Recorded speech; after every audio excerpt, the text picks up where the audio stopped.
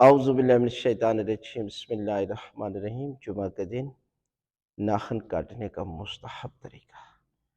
جمعے کے دن ناخن کاٹنے کی بڑی فضیلت ہے، اور جو بندہ جمعے کے دن مونچھیں کاٹتا ہے، ناخن کاٹتا ہے، پروردگار رزق روزی میں برکت پیدا کرتا ہے، پروردگار آپ کے رزق میں اضافہ کرتا ہے۔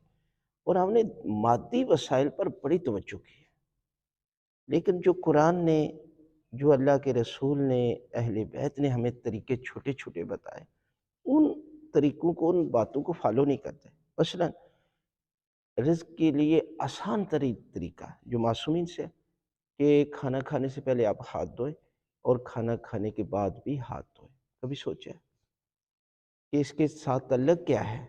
رزق کے اضافے کا، برکت۔ اس لیے کہ جب آپ نے یہ سمجھنا ہے کہ اللہ کے رسول کا فرمان ہے تو سچ ہے، حق ہے، اس کو فالو کریں، پروردگار آپ کی روزی میں، رزق میں اضافہ کر دے گا۔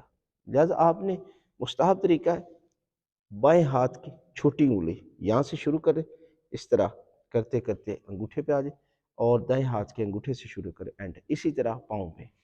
لہذا ناخن کو ہر جمعے کے دن ضرور کاٹا کریں، اس سے روزی میں، رزق میں برکت ہوتی ہے۔